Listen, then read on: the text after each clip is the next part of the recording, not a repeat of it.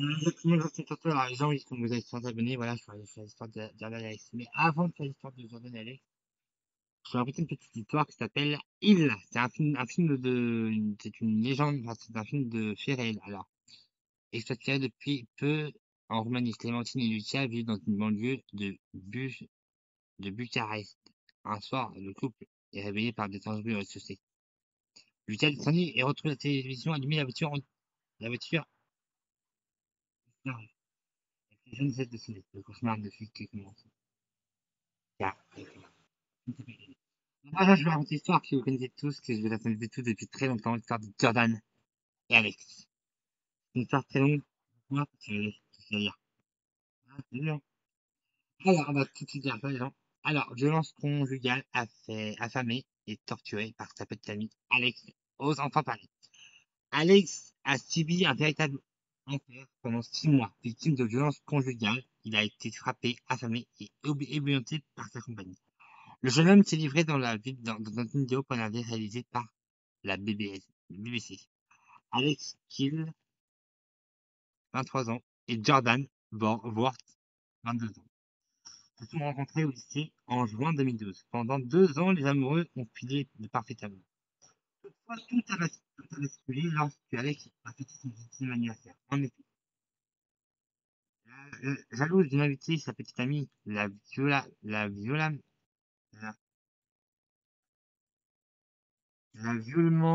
attaquée. C'est alors séparé. Mais peu après la rupture, la jeune femme a annoncé à son ex-compagnon qu'elle était enceinte. Ainsi, après la naissance de son petit garçon, Alex a décidé de donner une seconde chance à sa petite amie. Malheureusement, elle a perdu.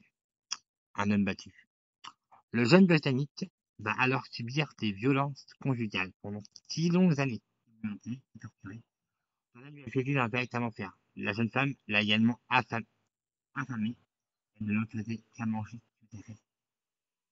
Il a fait perdre 20 kilos. Il ne pesait plus que 48 kilos. Alors, c'est sur des. Voilà, c'est horrible. J'ai pas envie de continuer. J'ai pas envie de continuer la vidéo. Par contre, tu vois, non. En 2017, Jordan a donné naissance à leur second enfant. La situation s'est aggravée. Dénutrie, la petite à l'hôpital, se sont enchaînés et les médecins ont suspecté un cas de violence conjugale. Toutefois, le jeune homme qui est assuré s'est blessé tout seul, puis de nouveau admis aux urgences pour recevoir plusieurs points de suture. Il a fini par se confier à la. Alex a décidé de raconter son histoire à la BBC, interrogé sur les raisons qui le font pousser à rester. Il a déclaré: j'étais amoureux, il m'a fallu beaucoup de temps pour avoir le courage de dire qu'elle avait de moi. Interpellé, Jordan Worth a plaidé coupable. Elle a été condamnée en avril 2018 à purger une peine de 7 ans à demi de prison en 2012 et 2013. 149 000 hommes ont été victimes de violences conjugales. Au début, elle me demandait juste de ne pas porter des vêtements, dans des vêtements riches, car elle n'aimait pas ça, elle n'aimait pas. Ou alors, elle ne voulait changer ma coiffure. Explique ce qui est. En gros, à la BBC, ensuite, elle a pris le contrôle de son compte Facebook et a détruit ses téléphones. Dans le but de d'isoler tous ses proches, Jordan a privé aussi de nourriture. Après 18 mois de relation, il commençait à abuser de son partenaire physiquement. Elle le frappait, elle le frappa à l'aide d'une bouteille, puis d'un marteau, et finalement d'un couteau. Après un moment, je ne sentais plus rien. J'étais tellement habitué à la douleur, du coup, elle passait à autre chose, elle trouvait une façon de me faire encore plus mal, raconte Alex, 10 jours de la mort. Parce qu'il n'osait pas parler de cette violence. J'avais l'impression qu'il me disait quoi que ce soit. Il m'aurait tué. Elle m'aurait tué. Enfin, j'ai l'impression qu'il se disait quelque chose, elle m'aurait tué. J'allais à l'hôpital en disant que j'étais tombé sur la tête ou que l'eau très chaude de la douche m'avait brûlé.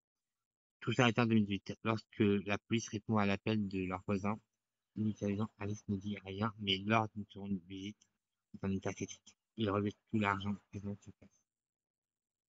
Enfin, il révèle tout à l'agent présent sur place. Violence souvent tuée.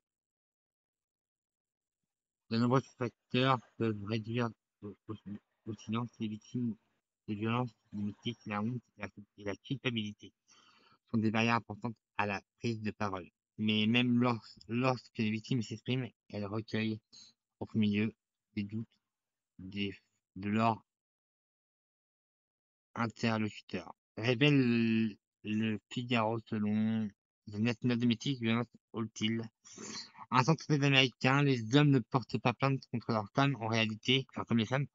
En réalité, beaucoup d'hommes se taisent parce qu'ils pensent que c'est inutile de signaler l'abus puissant, personne ne pourra le croire. Allez, Alaska Escort. Les victimes ont parlé. Vous êtes plus d'humains si vous prenez la parole. Vous ne mourrez. Allez, mieux si vous en parlez. Alors, voilà ce que c'est trouvé comme information pour l'instant sur Alex, alors sur Donald et Alex.